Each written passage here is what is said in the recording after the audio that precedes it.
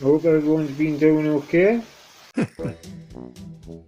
In the overexposed urban habitat of Cumbria, we observe the rarely self-aware Decosaurus, a curious beast who denies most of his vices, yet proudly proclaims one: sex addiction.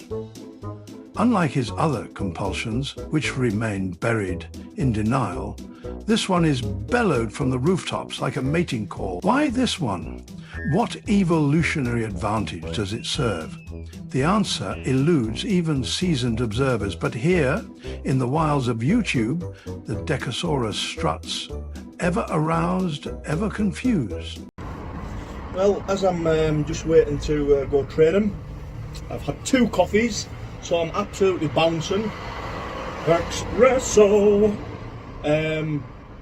You know, like I said, I'm honest with my videos, so I'm going to speak openly again. I'm going to talk about addiction to sex. Now, here we find Decker, visibly buzzed on caffeine, singing joyfully about espresso. A man temporarily lifted, it seems, from the abyss. This was clearly before all the chaos, before the darkness fully closed in. And today he's here to discuss his sex addiction. Yes, of all the things to confess, this is the one he proudly wears like a badge of honor. And that, well, that's telling, deeply telling. Because addiction isn't just chaos, it's often chosen chaos. And Decker, he chose to make this part of his identity. When I was a cocaine addict, I was addicted to sex, massively. Nothing to be proud of, because the drugs made me a fucking sex maniac. Decker now tells us, without a hint of irony, that he was a coke addict and a full-blown sex maniac. Claims it's nothing to be proud of. Yet he delivers it with the grin of a man expecting applause. But here's the truth. In Decker's seedy, deluded mind, these confessions are some twisted mating call. He genuinely thinks that by talking about drugs and rampant sex, he's making himself more desirable to women. That's the only explanation. This isn't a man bearing his soul. It's a man trying to rebrand his chaos as charisma. It's tragic and a bit greasy. I was addicted to coke for 10 years. And to be honest with you, one of the reasons that I took the coke was for intercourse. As many people that have probably done it know that you get a euphoric rush, especially in sex when you're coked up. I honestly don't think anyone wants to hear about your sex life, Decker. These sordid little coke-fueled sessions. Why are you sharing that? Who's asking? You sound genuinely creepy, mate. And this was during the phase where you were trying to launch your mental health guru grift, trying to repackage deviancy as wisdom. But it's just weird, really weird. You're not sounding deep, you're sounding like someone who shouldn't be allowed near a school gate. It's not vulnerable, it's not brave, it's just properly sordid. My idea of a raunchy night was a bag of cocaine, a couple of Viagra, and a bottle of whiskey. And then Decker gives us his idea of a raunchy night: coke, Viagra, and alcohol. And honestly, we can only pity the poor women he dragged into that nightmare. Can you imagine being stuck in a room with Decca Heggie, pupils like dinner plates, full of pills, booze, and delusion? These women probably left traumatized. Genuinely, we're talking PTSD level regret. Decker isn't a lover.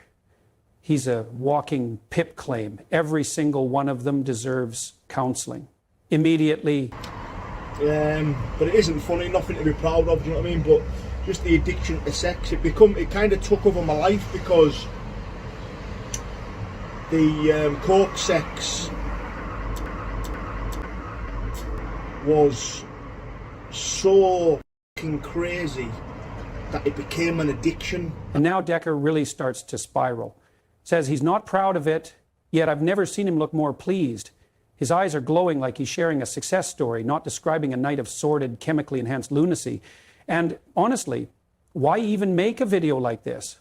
It doesn't vindicate you, it foreshadows everything that came after. Those poor little Filipino village girls you got your hands on. Jesus. That's not therapy, Decker. That's trauma with a passport. That I always wanted that, and I became to rely on the cocaine to give me that sort of sex. Now, people who haven't took drugs won't understand this, but the difference between normal sex and coke sex is massive. It's a massive difference. Hence why I mentioned the Viagra, because, you know. Now, Decker goes full deviant mode, oversharing how he needs Viagra because coke stops him getting it up. Genuinely, no one asked. Not then, not now. It's not brave, it's not insightful, it's just deeply weird. There's confession, then there's broadcasting dysfunction. Grim stuff. It was a mug's game. The drugs was a mug's game. The cocaine made me an absolute wanker, and I was just addicted. I was addicted for a long time. Next, he says, I was a wanker. Yes, Decker, we know. We've all seen the infamous train toilet video. You, trousers down, filming yourself mid-act, thinking you're sending it to a girl, only to get baited by yet another YouTube troll. It's not tragic, it's just pathetic. I was addicted to sex, especially on drugs. I would do stupid things, like you would have sex like in the most riskiest places, like up an alley when there's people walking past, in fields when cars are driving past, on bridges. Now it turns criminal. Decker proudly admits to having sex in alleyways and fields, public places. What if someone walked by? Kids, families. This isn't edgy, it's indecent exposure. A full self-snitch video, not for redemption, but for the most sordid kind of attention. In steam rooms, in fucking gyms, in showers, everything. Just everything, it was crazy. But like I said, guys, when I make these videos, I'll always speak openly about stuff, but a lot of people connect with it that have been addicted to drugs, about coke, sex, and addiction to sex when you're on drugs. It's hard to explain in a way. It's like a drug with heroin. I've never took heroin, but it's like with coke, sex, that first time is unbelievable. So what Decker's really trying to do here is paint himself as some kind of super stud, a self-styled alpha male with endless access to women, like he's some unstoppable force of nature. But it's not impressive. It's delusion. It's ego dressed up as filth. And it's laughable. So you're always looking to match that. You're always looking to find that feeling again. So it kind of becomes an addiction. But it just ruins your head. The cocaine ruins your head, ruins your mind. It just turns you into a sex maniac. So there you have it. Life advice from Decca Heggie: don't do coke. If only he'd followed it himself, maybe things would have turned out differently. Maybe he wouldn't be banned off the internet for hate speech. But alas, self-awareness was never part of the plan.